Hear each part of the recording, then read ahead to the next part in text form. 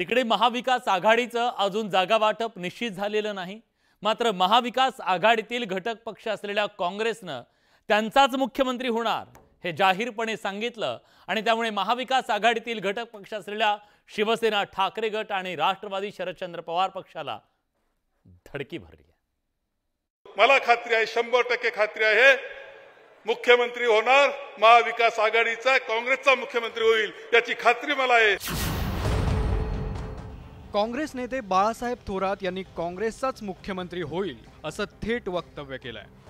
विधानसभा निवडणुका अवघ्या 2 महिन्यांवर आलेल्या असल्यामुळे महाविकास आघाडी आणि महायुती चांगलीच सक्रिय झाली आहे। जागा वाटप पूर्ण करण्यावर भर दिला जातोय। मात्र अनेक जागांवर महाविकास आघाडीत एकमत होत नसल्यानं चर्चेच्या फेऱ्या सुरू आहेत आणि या फेऱ्या सुरू असतानाच बाळासाहेब थोरातांनी थेट मुख्यमंत्री पदावर भाष्य केलंय। या निवडणुकांमध्ये काँग्रेस म्हणून आपल्याला जर आपण चांगल्या पद्धतीने काम करू शकलो तर पुढच्या जे 29 सालच्या निवडणुका आहेत त्यामध्ये काँग्रेस जास्त चांगल्या पद्धतीने आणखी पुढे जाऊ शकतं हे लक्षात ठेवा।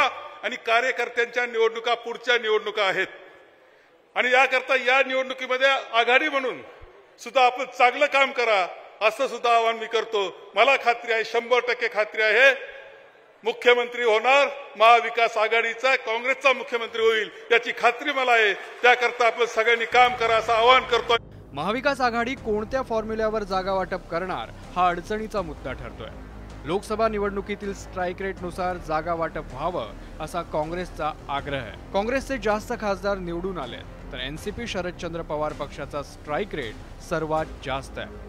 अशा परिस्थितीत शिवसेना, ठाकरे गटाचं नुकसान होऊ शकतं। त्यामुळे 2019 मध्ये निवडून आलेल्या आमदारांच्या संख्येनुसार जागा वाटपाचा निकष असावा असा पवित्रा शिवसेना, ठाकरे गटाने घेतलाय। मात्र या चर्चा सुरू असतानाच बाळासाहेब थोरातांनी सीएम पदावर केलेल्या वक्तव्यावर घटक पक्षांनी आक्रमक भूमिका घेतली आहे। काँग्रेसच्या बाबतीत जर बोलायचं झालं तर काँग्रेसच्या नेत्यांना, महाराष्ट्रातील नेत्यांना विश्वासात नक्कीच घेतलं जातं। निर्णय शेवटी राहुल गांधीजी करतील। राहुल गांधी साहेबांचं जोपर्यंत वक्तव्य येत नाही तोपर्यंत ते ग्राह्य धरू नये असं माझ्यासारख्या कार्यकर्त्याला वाटतं। बाळासाहेब थोरात यांच्या वक्तव्यानंतर आता महाविकास आघाडीतील चर्चेत अडथळा निर्माण होण्याची शक्यता निर्माण झाली आहे। परिणामी महाविकास आघाडी या मुद्द्यावर कसा तोडगा काढते हे पाहणं महत्त्वाचं ठरेल। Bureau report, news 18 Lokmat.